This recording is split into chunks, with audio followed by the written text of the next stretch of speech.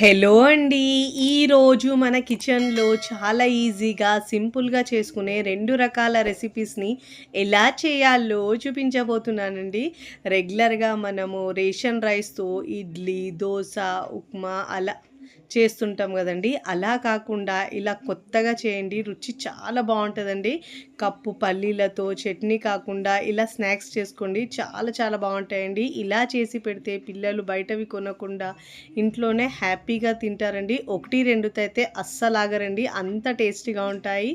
మరిక సాయంత్రం పిల్లలు స్కూల్ నుంచి రాగానే ఏదైనా తినడానికి ఏమన్నప్పుడు ఇలా కమ్మగా చేసి పెట్టండి. చాలా ఇష్టంగా తింటారు. అంత టేస్టీగా ఉంటాయి. మరిక ఏమాత్రం ఆలస్యం చేయకుండా చాలా ఈజీగా, సింపుల్‌గా చేసుకునే 1 బై 1 రెసిపీస్‌ని ఎలా చేయాలో చూద్దాం రండి. ముందుగా ఇక్కడ నేను ఒక మిక్సింగ్ బౌల్ తీసుకొని దాంట్లో 1 కప్పు రేషన్ రైస్ తీసుకున్నానండి. శుభ్రంగా ఒక 2, 3 సార్లు వాష్ చేసుకొని ఆ వాటర్ తీసేసి మళ్ళీ దాంట్లో తిరిగి వాటర్ పోసుకొని ఒక 2, 3 గంటల పాటు నానబెట్టుకోవాలి. ఇక్కడ మరొక బౌల్ తీసుకొని దాంట్లో మెజరింగ్ కప్‌తో నేను పావు కప్పు దాకా అటుకులు, లావుగా ఉన్న అటుకులు తీసుకొని వాటిని కూడా శుభ్రంగా వాష్ చేసుకొని వాటర్ వేసుకొని ఉంచుకోవాలండి. ఇక్కడ చూడండి బియ్యం అయితే చక్కగా నానిందండి ఇప్పుడు. అటుకులు కూడా చక్కగా నానుతాయి. ఇప్పుడు మిక్సీ జార్ తీసుకోవాలండి. చిన్న మిక్సీ జార్ తీసుకొని ముందుగా నానబెట్టుకున్న బియ్యాన్ని దీంట్లో వేసుకోవాలి. ఫస్ట్ టైం నా ఛానల్ చూస్తున్న వాళ్ళు ప్లీజ్ నా ఛానల్ని సబ్స్క్రైబ్ చేసుకోండి, లైక్ చేయండి, పక్కనున్న బెల్ ఐకాన్ని ప్రెస్ చేయండి. ఇలా ప్రెస్ చేయడం వల్ల నేను పెట్టే వీడియో నోటిఫికేషన్ ముందుగా మీ హోమ్ పేజ్కి వస్తాయండి. ఇలా నానబెట్టుకున్న అటుకులను కూడా వేసుకొని ముందైతే 1 కప్పు వాటర్ తీసుకున్నానండి. దాంట్లో నుంచి 3/4 కప్పు దాకా వాటర్ వేసుకొని మెత్తగా గ్రైండ్ చేసుకోవాలండి. ఎక్కడ బరక అనేది లేకుండా ఎంత మెత్తగా గ్రైండ్ చేసుకుంటే మనకు అంత టేస్టీగా వస్తాయండి. ఇప్పుడు ఇలా మెత్తగా గ్రైండ్ చేసుకున్న తర్వాత ఈ పిండిని మనం ఒక బౌల్లోకి తీసుకోవాలండి. చూడండి ఇప్పుడు ఒక 2, 3 నిమిషాల పాటు ఇలా గరిటెతో 2, 3 నిమిషాల పాటు బాగా బీట్ చేసినట్టు మిక్స్ చేసుకోవాలండి. ఇలా మిక్స్ చేసుకోవడం వల్ల పిండి అనేది ఫ్లఫీగా అయిపోతుందండి. ఇక్కడ నేను యూజ్ చేసే ప్రోడక్ట్స్ ఏమైనా మీకు కావాలంటే డిస్క్రిప్షన్లో లింక్ ఇస్తానండి. అక్కడ నుంచి మీరు బై చేసుకోవచ్చు. దీంట్లో మీరు రుచికి సరిపోయినంత ఉప్పు వేసుకోవాలండి. నాకు ఆ క్లిప్ మిస్ అయింది, అందుకే రికార్డ్ కాలేదండి. మీరు ఉప్పు వేసుకొని ఇలా మిక్స్ చేసుకున్న తర్వాత డీప్ ఫ్రైకి సరిపోయినంత ఆయిల్ పెట్టుకొని ఆయిల్ బాగా వేడైన తర్వాత ఒక గరిటె పిండి ఇలా మధ్యలో డ్రాప్ చేసుకోవాలండి. ఆయిల్ బాగా వేడైన తర్వాతనే వేసుకోవాలి. చూడండి ఇలా మనం వేసుకున్న తర్వాత పూరీలాగా ఇలా ఆయిల్ పోస్తూ ఉండాలండి. మంచిగా పొంగుతూ చాలా బాగా వస్తుందండి. చాలా తక్కువ ఆయిల్ కూడా పీలుస్తాయి. చూడండి ఇలా పెద్దగా కలర్ ఏం మారదండి, వైట్గానే ఉంటాయి ఈ పూరీలు అయితే. ఇలా మంచిగా చక్కగా కాల్చుకున్న తర్వాత ప్లేట్లోకి తీసుకోవాలండి. ఇదే విధంగా 1 బై 1 వేసుకొని సర్వింగ్ ప్లేట్లోకి సర్వ్ చేసుకోవాలండి. చాలా ఈజీగా, సింపుల్గా, టేస్టీగా చేసుకునే ఈ పూరీ రెసిపీ మీకు నచ్చితే తప్పకుండా ట్రై చేయండి. నేనైతే ఇక్కడ చికెన్ కర్రీతో సర్వ్ చేస్తున్నానండి. మీరైతే టమాటో చట్నీతో కూడా సర్వ్ చేసుకోవచ్చు. చాలా చాలా రుచిగా ఉంటాయండి. ఇక్కడ తుంచుతేనే తెలుస్తున్నాయి మీకు లోపల వరకు ఎంత సాఫ్ట్గా, మృదువుగా, నోట్లో పెట్టుకుంటే కరిగిపోయే విధంగా ఉంటాయండి. అంత మృదువుగా ఉంటాయి. మరి ఆలస్యం చేయకుండా సెకండ్ స్నాక్స్ రెసిపీని ఎలా చేయాలో చూద్దాం. ముందుగా ఇక్కడ నేను ఒక మిక్సింగ్ బౌల్ తీసుకొని దాంట్లో నేను ఇక్కడ 2 కప్పుల పల్లీలు తీసుకుంటున్నానండి. మీరు కప్పు, గ్లాసు దేంతో అయినా తీసుకోవచ్చు. 1 కప్పు వచ్చేసి నాకు ఇక్కడ 240 గ్రామ్ వరకు ఉంటుందండి. సుమారు ఒక ½ కేజీ వరకు ఉంటాయి ఈ పల్లీలు అయితే. ఇక్కడ నేను 2 కప్పుల దాకా పల్లీలు తీసుకున్నానండి. తీసుకున్న తర్వాత ఇప్పుడు మరొక బౌల్ తీసుకోవాలి. ఆ పల్లీలు పక్కకు పెట్టుకొని ఇక్కడ నేను 250 గ్రాము 1 కప్పు అంటే 2 కప్పులు పల్లీలు తీసుకుంటే 1 కప్పు దాకా శనగపిండి తీసుకోవాలి. ఇప్పుడు దీంట్లో మనము రుచికి సరిపోయినంత ఉప్పు వేసుకోవాలి. నేను పావు టీ స్పూన్ దాకా ఉప్పు వేసుకుంటున్నానండి. దీంట్లో పించ్ ఆఫ్ ఫుడ్ కలర్ వేసుకోవాలండి. ఫుడ్ కలర్ అయితే ఆప్షనల్ అండి. ఇక్కడ నేను బయట కొనేటట్టు ఉండాలని ఫుడ్ కలర్ వేస్తున్నాను. ఇప్పుడు దీంట్లో ఒక పించ్ ఆఫ్ పసుపు వేసుకోవాలండి. ఇప్పుడు దీంట్లో పించ్ ఆఫ్ బేకింగ్ సోడా వేసుకోవాలండి. బేకింగ్ సోడా వేసుకోవడం వల్ల మనకు చాలా మంచిగా పొంగుతూ వస్తాయండి. అంతకంటే ఎక్కువ వేసే అవసరం లేదు. కొద్దిగా ఉప్పు వేసుకోండి.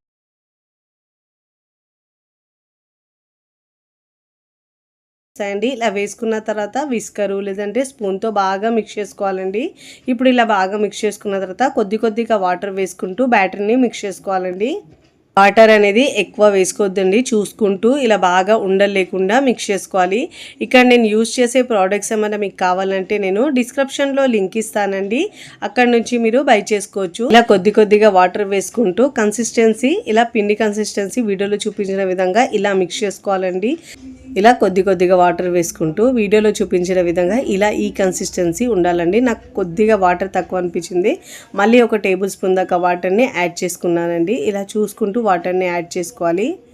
ఒకటేసారి వాటర్ ఎక్కువ వేసుకున్నానంటే బ్యాటర్ పల్చగా మనకు కన్సిస్టెన్సీ అనేది పర్ఫెక్ట్గా ఉండదండి.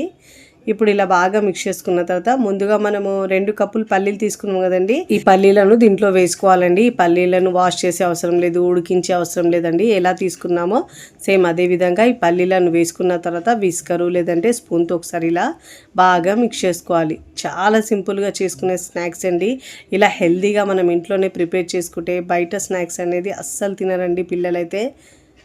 ఇప్పుడు ఇలా వర్షాకాలం కాబట్టి మనం హెల్తీగా ఇంట్లోనే ప్రిపేర్ చేసుకోవాలండి స్నాక్స్ అయితే.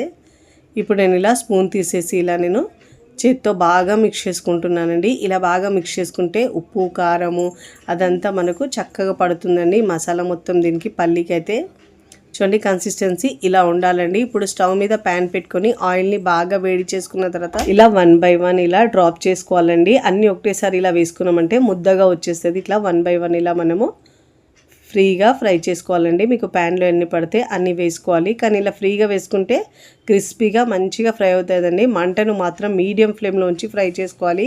అదే మీరు మంటను హై ఫ్లేమ్లో ఉంచితే పైన కలర్ వచ్చేస్తుంది కానీ లోపల క్రిస్పీదనం అనేది అస్సలు ఉండదండి. అందుకే మీడియం ఫ్లేమ్లో ఉంచి మంచిగా క్రిస్పీగా ఫ్రై చేసుకోవాలి. ఇలా 1 by 1 ఇలా వేసుకున్న తర్వాత చూడండి మీకు కడాయికి సరిపోయినంత వేసుకోవాలండి. ఇలా వేసుకున్న తర్వాత మంచిగా ఒక 2 నిమిషాల తర్వాత ఇలా తిప్పుతూ మంచిగా క్రిస్పీగా ఫ్రై చేసుకోవాలండి. అదే మీరు మంటను హై ఫ్లేమ్లో ఉంచితే క్రిస్పీగా అస్సలు ఫ్రై అవ్వండి.